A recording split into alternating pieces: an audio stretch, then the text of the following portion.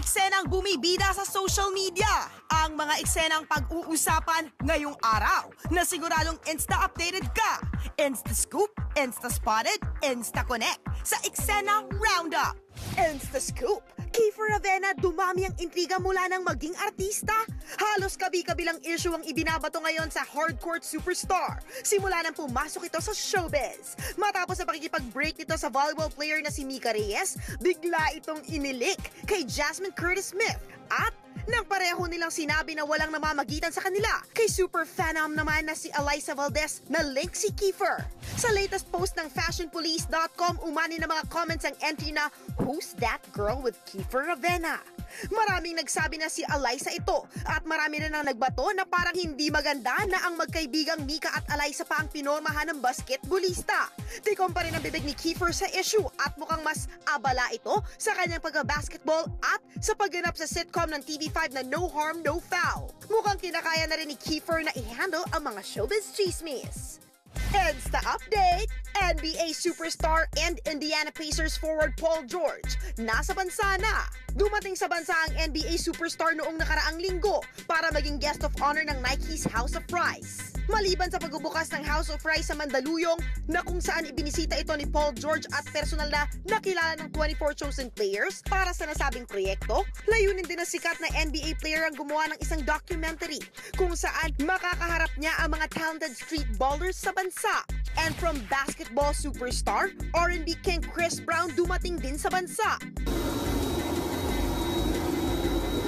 Dumating kahapon sa NAIA Terminal 4 ang international R&B sensation na si Chris para sa kanyang one-night-only concert. Sa Instagram post pa ni Chris Brown, excited pa niyang inanunsyo na nakarating na siya sa Manila para makapag-perform sa mga fans. We out here in Manila. Turn up. The show is tonight. We gonna go crazy. I can't wait. We are here. We are here. From R&B king to the queen of pop naman tayo. Nagkagulo mga Madonna fans last Monday nang inanunsyo na tuloy na nga ang concert ni Madonna sa Pilipinas sa susunod na taon. February 24, 2016 ang eksaktong date ng kanyang Rebel Heart Tour. Nagaganapin sa Mall of Asia Arena. Ngayong Miyerkules ang unang araw ng pre-selling ng mga tickets at magiging open ang pag-release sa lahat sa linggo, July 26. Pero usap-usapan na sa social media ang presyo ng mga ticket para sa kanyang Rebel Heart Tour. Magkakahalaga ito ng 3,150 pesos para sa general admission hanggang sa 57,750 pesos para naman sa SVIP. Pero sa mahal ng tickets, mukhang kahit mga bigating celeb nagdadalawang isip. Kung sakali po na may dumating na racket, sumunod na ng extra money, siguro manonood po ako, pero hindi po na sa pinakamahal. Kung may sobrang pera, why not? It's gonna be an experience. And speaking of Vice, sa Eksena, Vice ganda hindi na raw magdedemanda sa isang bar sa Cebu na ginamit ang kanyang mga litrato.